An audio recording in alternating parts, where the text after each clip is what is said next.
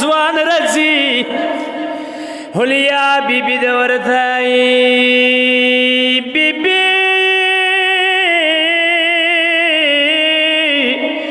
بیبي ناره کې پزړه پر هار لرم پسار د تورې خاورې انبار لرم بیبي ناره کې پزړه پر هار لرم پسار د تورې خاورې انبار لرم ځوانه خیمو کې خو بل چوک نشته ځوانه خیمو کې خو بل چوک نشته یو د لوټلې وړکې بیمار لرم ځوانه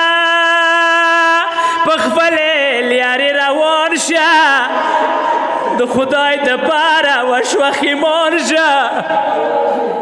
که نستنېږي سورې به وکم نجا په لوړې غونډۍ کې پلار لرم ځوان څه ورته وایي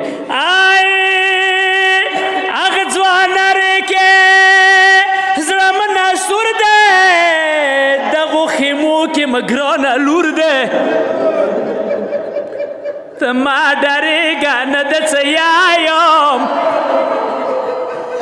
ته ما ډارېږه نه د څه یایم زه د غمجنې زینب سره کار لرم نه به زینب په شانې خفه وې نه به نجاب د وطن امیر وې د تا خدمت به مسره ونه شي د بد شهید طلا دربار لرم هغه ځوان نارې کې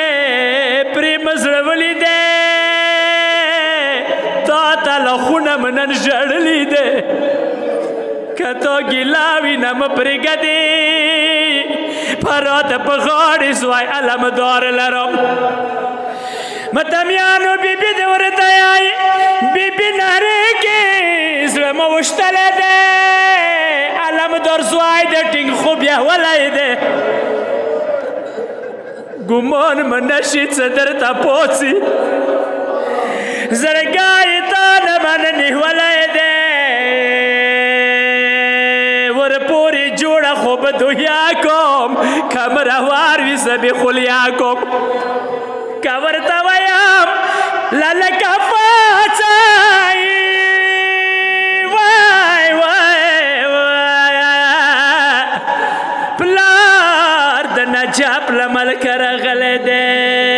زینب ته پرېږده خونه وجاړه نن ګور د بیله تهران ته لاړه ما په زرې خونه ستنېدله یا اصغارې ته ګیرې ته پرېښلی دی متمیانو څه کلنده مولام حسین ته راغللو حسین ته دی یایي کفن د نشته زویه نازکي د تورو خاورو کله لایکي وکه سر کې کدې زه به در جار شمای پلار درته ښکلی زنګون ویلی دی متمیانو حسین د ورته یایي حسین فرمان کو دلته د څه کوي څنګې مه پلارې ننګه مه نه کوي ته د سندسو لباس کې ګرځې حسین د خاورو کفن غندلی دی زویا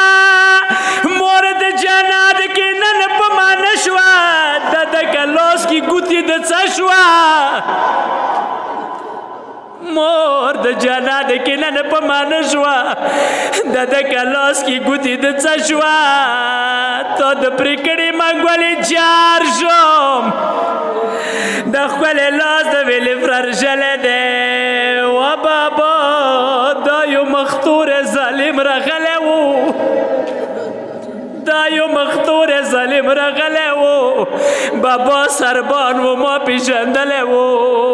ولجې دپاره راته ولاړ و